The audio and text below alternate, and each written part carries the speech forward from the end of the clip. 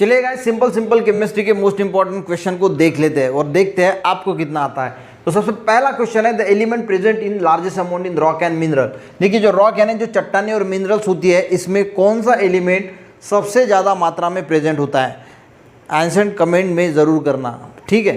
तो इसमें होता है गाइस सिलिकॉन, क्योंकि जो रॉक बने होते हैं वो जो चट्टानें बनी होती है वो मिट्टी से बनी होती है, और मिट्टी का फार्मूला क्या है? SiO2, ठीक है। तो इसीलिए इसमें जो याद रखना कि रॉक्स या मिनरल जो होते हैं, इसमें जो लार्जेस्ट अमाउंट में जो मिनरल एलिमेंट प्रेजेंट होता है वो होता है सिलिकॉन।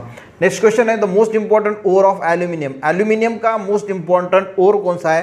तो एल्यूमिनियम का मोस्ट इंपॉर्टेंट ओर है बॉक्साइट। नेक्स्ट क्वेश्चन है एन अलॉय। अलॉय यानी क्या होता है? दो या दो से ज़्यादा अगर मेटल को हम कंबाइन करते हैं क्योंकि उसकी प्रॉपर्टी बढ़ाने के लिए, उसको बोला जाता है alloy. Which alloy use to making heating element for electric heater. जो इलेक्ट्रिक हीटर होते हैं उसमें जो हीटिंग एलिमेंट होता है वो किस से बना होता है, किस अलॉय से बना होता है? तो वो होता है गाइस निक्रोम का, ठीक है। नेक्स्ट क्वेश्चन देखते हैं the diamond is an allotropic form of. Allotropic का मीनिंग क्या होता है? देखिए एलोट्रोपिक का मीनिंग होता है कि जो फिजिकल प्रॉपर्टीज होती है वो डिफरेंट होती है और जो केमिकल प्रॉपर्टीज होती है वो सेम होती है, उसको बोला जाता है एलोट्रॉप। तो डायमंड क्या है? डायमंड एक एलोट्रोपिक फॉर्म किसका है? कार्बन का। कार्बन ये बहुत इंपॉर्टेंट है गाइस, कार्बन जो है इसका जो एलोट्रोपिक फॉर्म है डायमंड। नेक्स्ट क्वेश्चन देखते हैं गाइस, यहाँ पे बहुत सिंपल जो एकदम सिंपल क्वेश्चन ना केमिस्ट्री के वो हम ले रहे हैं।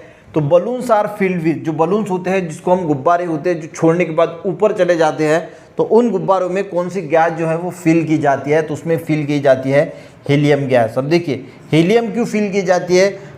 तो जो हीलियम होती है हाइड्रोजन भी फिल कर सकते हैं, पर हाइड्रोजन कंबस्टिबल होती है, जलती है, पर हीलियम इसलिए फिल जाती है क्योंकि ये नॉन कंबस्टिबल होती है, नॉन कंबशन होता है, तो ये जलने की कोई टेंशन नहीं होती और इसीलिए बलून्स में हीलियम की गैस जो है वो फिल की जाती है। Next question the gas use for extinguishing fire is. जो आग बुझाने के लिए जो आपने लाल बम्बे भी देखे होंगे, सिलेंडर देखे होंगे, तो उसमें क्या होता है आग बुझाने के लिए? उसमें CO2 होता है, यानी कार्बन डाइऑक्साइड का यूज़ किया जाता है आग को बुझाने के लिए। The element common to all acid is. देखिए कोई भी एसिड अगर हम लेते हैं तो उसमें कौन सा एलिमेंट कॉमन पाया जाता है? आप कौन सा भी ले लीजिए, HCl ले लीजिए, H2SO4 ले लीजिए, एसिटिक एसिड ले लीजिए या फिर HNO3 ले लीजिए, तो इसमें कॉमन क्या है? कॉमन है गाइस हाइड्रोजन। नेक्स्ट क्वेश्चन है गोबर गैस कंटेंट मेनली। तो गोबर गैस मेनली उसमें क्या होता है? बहुत ईजी है, मीथेन। फॉर्मूला क्या है? CH। चलिए गाइस नेक्स्ट क्वेश्चन देखते हैं tetraethyl lead is used as a. देखिए टेट्राइथिल लीड जो है वो किस में यूज किया जाता है? इसका फॉर्मूला भी आपको पता होना चाहिए, C2H5 4Pb, ये इसका टेट्राइथिल लीड का फॉर्मूला है। अब ये यूज किया जाता है गाइस पेट्रोल में, इसको बोला जाता है पेट्रोल एडिटिव। अब ये पेट्रोल में इसलिए यूज किया जाता है, एंटी नॉकिंग एजेंट जो होता है, एंटी नॉकिंग एजेंट के तौर पे इसको यूज किया जाता है, क्योंकि इंजन जो है वो जाम ना हो जाए। पेट्रोल जो है इंजन को जाम कर सकता है, तो ये पेट्रोल इंजन को जाम ना करे, इसीलिए इसमें टेट्राइथिल लीड जो है वो मिक्स किया जाता है, यूज किया जाता है, ठीक है। Which is used in beauty parlour for hair setting. तो ब्यूटी पार्लर में हेयर को सेट करने के लिए क्या यूज़ किया जाता है? तो वहाँ यूज़ किया जाता है सल्फर। ये बहुत बार पूछा गया सवाल है, मोस्ट इंपॉर्टेंट क्वेश्चन है, और मैंने बहुत सारे वीडियोस में इसको लिया है इस क्वेश्चन को कि सल्फर का यूज़ किया जाता है। The pungent smell of garlic, जो लहसुन होता है, गार्लिक जो होता है, इसका जो पंजेंट स्मेल आता है, आपने स्मेल उसका देखा होगा कभी ना कभी, तो उसको पंजेंट स्मेल बोला जाता है। वो स्मेल क्यों होता है? तो इसमें भी गाइस सल्फर कंपाउंड होते हैं और उसी सल्फर कंपाउंड की वजह से उसका जो स्मेल आता है वो पंजेंट आता है, ठीक है। नेक्स्ट क्वेश्चन है light emitted by firefly is due to. देखिए फायरफ्लाई कीड़े का नाम है जिसको जुगनू बोला जाता है, वो रात के समय में चमकता है। तो ये जो लाइट जो इमिट करता है ये फायरफ्लाई, ये क्यों करता है, यानी इसका रीज़न क्या है? वो जो जुगनू नाम का कीड़ा है वो जब रात को चमकता है, आपने कई बार देखा होगा कि चमकदार कीड़ा, क्योंकि इसमें जो है फॉस्फोरस जो है वो बर्निंग करता है, बर्निंग ऑफ फॉस्फोरस। तो इस कीड़े के अंदर फॉस्फोरस जो है वो बर्न होता रहता है और इसी वजह से ये कीड़ा रात के समय में जो है वो लाइट इमिट करता है, ठीक है। नेक्स्ट क्वेश्चन देखते हैं guys, which of the following is softest. कौन सा जो है नीचे दिया गया उसमें से सॉफ्ट कौन सा है? देखिए सोडियम, आयरन, एल्यूमिनियम या कॉपर, इसमें से सॉफ्ट कौन सा होगा? आयरन तो सॉफ्ट होता नहीं, एल्यूमिनियम नहीं होता, कॉपर भी सॉफ्ट नहीं होता, हम उसको चाकू से नहीं काट सकते, पर सोडियम जो है ना वो सबसे सॉफ्ट होता है। और याद रखना सोडियम के साथ जो पोटेशियम होता है वो भी बहुत सॉफ्ट होता है, हम इसको चाकू से भी काट सकते हैं। ठीक है, नेक्स्ट क्वेश्चन देखते हैं। Which is the chief component used in pepper spray as road control agent. देखिए, अगर लड़कियां जो होती है ये पेपर स्प्रे का इस्तेमाल करती है, इस्तेमाल किस लिए करती है, अगर कोई उनसे छेड़छाड़ करता है तो वो स्प्रे उसकी आंखों में मारने के लिए, डालने के लिए वो स्प्रे का इस्तेमाल करती है। तो उसमें मेन कंपोनेंट क्या होता है, जिससे थोड़ी देर तक इंसान जो है वो अंधा हो जाता है, उसे कुछ भी दिखाई नहीं देता, बहुत ज़्यादा आंखों में जलन होती है और थोड़ी देर के लिए वो अंधा भी हो जाता है, परमानेंट नहीं होता, थोड़ी देर के लिए होता है। तो उस पेपर स्प्रे में कौन सा चीफ कंपोनेंट कौन सा होता है, तो उसमें होता है कैप्सीन, जो इंसान को आंखों को थोड़ी देर तक के लिए अंधा करता है और बहुत ज़्यादा जलन पैदा करता है। तो याद रखना उस पेपर स्प्रे में क्या होता है, कैप्सीन। नेक्स्ट क्वेश्चन देखते हैं। Which of the following pair metal present in cytochrome c and chlorophyll respectively. तो साइटोक्रोम की अगर हम बात करें तो साइटोक्रोम यूज़ किया जाता है प्लांट को फूड बनाने के लिए, और क्लोरोफिल जो होता है वो एक पिगमेंट है जो कलरिंग देता है, ग्रीन कलर जिसकी वजह से होता है। तो इसमें गाइज अगर हम बात करें तो इसमें प्रेजेंट होता है आयरन, और क्लोरोफिल का मेन पिगमेंट होता है मैग्नीशियम। ठीक है, तो इसमें जो ऑप्शन आपको दिया गया है वो है Fe एंड मैग्नीशियम जो है वो प्रेजेंट होता है।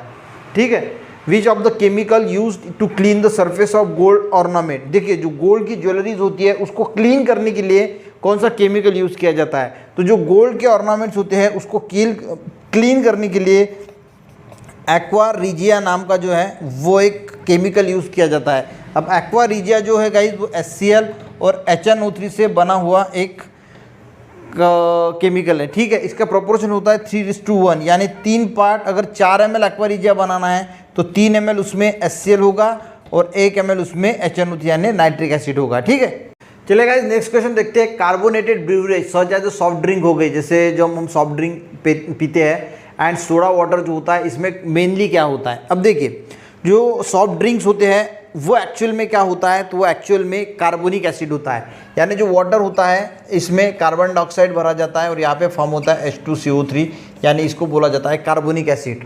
तो मेनली वाटर में क्या मिलाया जाता है, तो कार्बन डाइऑक्साइड मिलाया जाता है सॉफ्ट ड्रिंक्स में, ये आपको याद रखना है।